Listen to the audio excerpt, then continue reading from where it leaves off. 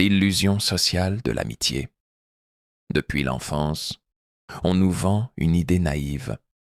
Fais-toi des amis. Sois gentil avec tout le monde. Plus tu es sociable, plus tu es aimé. On grandit avec cette croyance que les gens autour de nous sont naturellement bienveillants, que les liens se construisent facilement et que ceux qui rient avec nous veulent notre bien. On confond compagnie avec loyauté et on pense que les sourires cachent de la sincérité. En vérité, cette illusion est soigneusement construite par la société. À l'école, dès les premières années, on nous apprend à jouer ensemble, à ne pas faire de différence, à rechercher l'amitié comme une norme sociale. On nous punit même si on préfère rester seul. Résultat, on développe un réflexe, se fondre dans le groupe pour être accepté. Ce besoin d'appartenance devient plus fort que notre lucidité. Plus tard, les réseaux sociaux renforcent encore cette illusion. 300 abonnés? On les appelle amis. On confond like avec affection, message avec présence réelle. On croit qu'un emoji ou un « je suis là si t'as besoin » équivaut à du soutien. Mais dès que la tempête arrive, c'est le vide total. Silence radio. Ce besoin d'être entouré nous rend aveugles. On ne voit pas les signes d'intérêt ou d'hypocrisie, parce qu'on veut croire que l'amitié est partout. Mais en réalité, beaucoup de relations ne sont que des échanges déguisés. Je suis là pour toi tant que tu es là pour moi. Et si tu cesses d'être utile, de divertir, de donner de ton temps, la proximité fond comme neige au soleil. La majorité des relations sont superficielles et portent un masque de sympathie. Elles se nourrissent de circonstances, de confort et de répétition. Ce collègue qui te parle tous les jours, il disparaîtra dès ton départ. Cet ami qui te confie ses secrets, observe si elle écoute les tiens. Les masques tombent toujours avec le temps ou les épreuves. Croire que tout le monde est ton ami, c'est comme marcher dans une pièce remplie de miroirs en pensant que ce sont des fenêtres. Tu vois des reflets, pas des vérités. Tant que tu confonds sociabilité et loyauté, tu risques de tendre la main à des fantômes. La première leçon à retenir, l'amitié n'est pas donnée, elle se mérite et elle se prouve. La réalité crue, chacun a ses intérêts. Oublie tout ce qu'on t'a appris sur la gentillesse gratuite ou l'altruisme pur. L'être humain est, avant tout, un être de besoin. Il agit, parle, aime et s'attache en fonction de ce que ça lui apporte. Ce n'est pas forcément mal, ce n'est pas forcément cynique, c'est juste la vérité nue. Derrière chaque relation, il y a un échange. Derrière chaque « je suis là pour toi », il y a souvent un « tant que tu m'apportes quelque chose ». Même les personnes les plus douces, les plus généreuses en apparence, obéissent à une logique d'intérêt. Parfois c'est conscient. Elles savent qu'en étant aimables, elles obtiennent ton attention, ton aide, ton énergie. D'autres fois, c'est inconscient. Elles se sentent bien autour de toi, parce que tu nourris une partie de leur estime, de leur vide ou de leur sécurité intérieure. Mais ne te trompe pas. Rares sont les personnes qui resteront si tu ne leur sers plus à rien. L'amitié, dans la plupart des cas, est circonstancielle. Vous êtes amis parce que vous êtes dans la même classe, le même bureau, le même groupe de sport, ou que vous partagez les mêmes délires du moment. Mais si ces circonstances changent, si tu quittes l'école, si tu perds ton job, si tu t'éloignes ou si tu changes profondément, observe qui reste. Très souvent, ces amis se dissolvent naturellement, sans drame, sans explication. Leur présence n'était jamais inconditionnelle. Les preuves sont partout, dans la vraie vie. Tu as sûrement vécu ça. Un accident, une rupture, une dépression, une galère financière. Et d'un coup, silence. Les messages se font rares, les appels cessent, les présences disparaissent. Tu deviens invisible parce que tu ne peux plus donner, plus divertir, plus aider. Tu es en chute libre et eux, ils regardent ailleurs. Et ce n'est pas qu'ils te détestent, non. C'est juste qu'ils n'ont plus d'intérêt à être là. Ton malheur ne leur sert à rien. Tu n'es plus une source de confort, mais un rappel de leurs propres failles. Alors ouvre les yeux. Le monde ne tourne pas autour de l'amitié pure.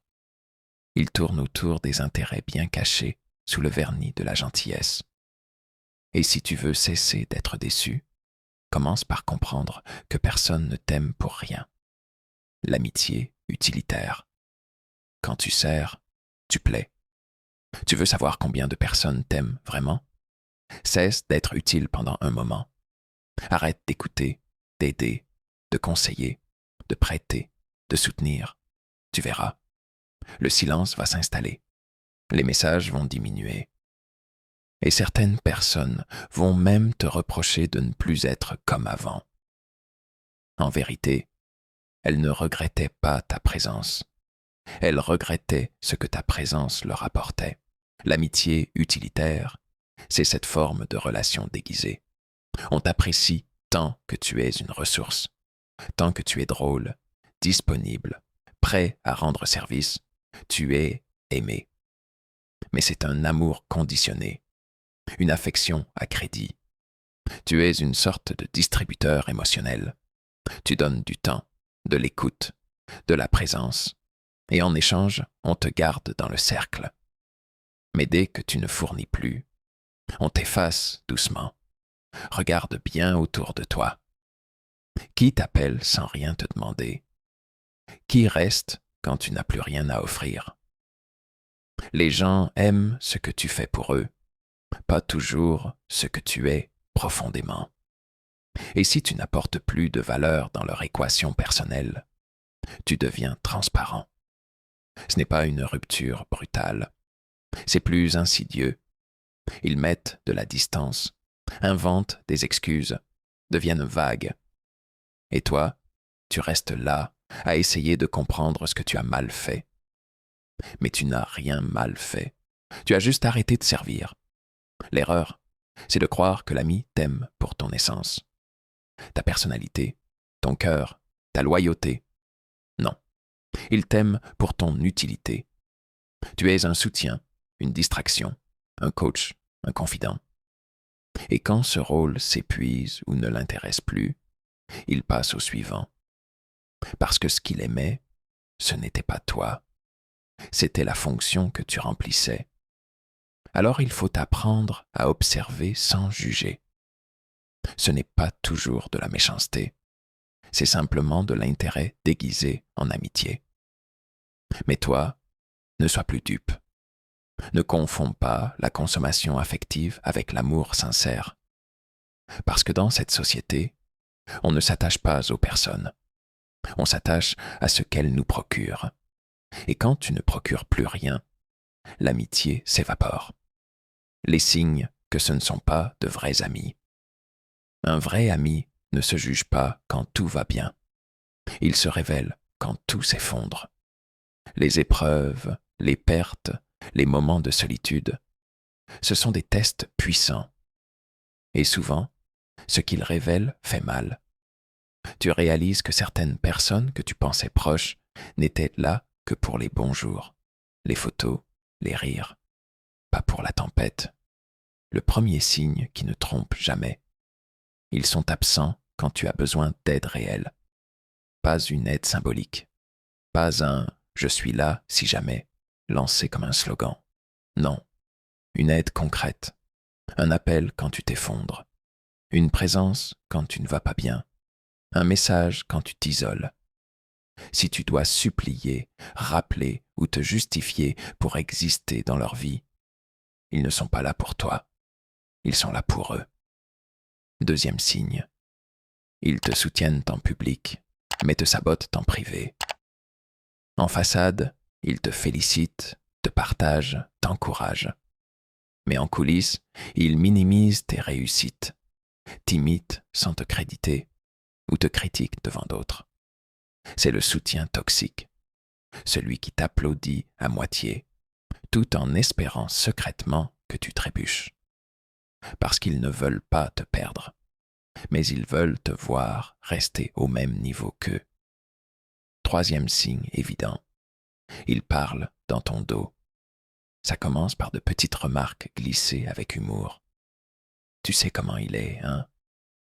Elle a toujours été bizarre avec ça. Puis, ça évolue en critique, en moquerie, en confidence échappée à d'autres. S'ils disent du mal des autres avec toi, ils diront du mal de toi avec les autres. C'est mathématique. Enfin, ils rivalisent avec toi. Ils copient ton style, tes projets, tes idées. Pas pour s'en inspirer, mais pour faire mieux. Ils ne te célèbrent pas vraiment. Ils se comparent. Et ils ne supportent pas que tu avances plus vite. Ton succès les dérange. Ton épanouissement les confronte. L'ami rival est souvent le plus dangereux, car il se cache derrière une complicité malsaine. Ouvre les yeux. Un vrai ami ne veut pas être toi. Il veut te voir briller, sans jalousie. Il ne te juge pas, il te soutient. Il ne t'imite pas, il t'honore.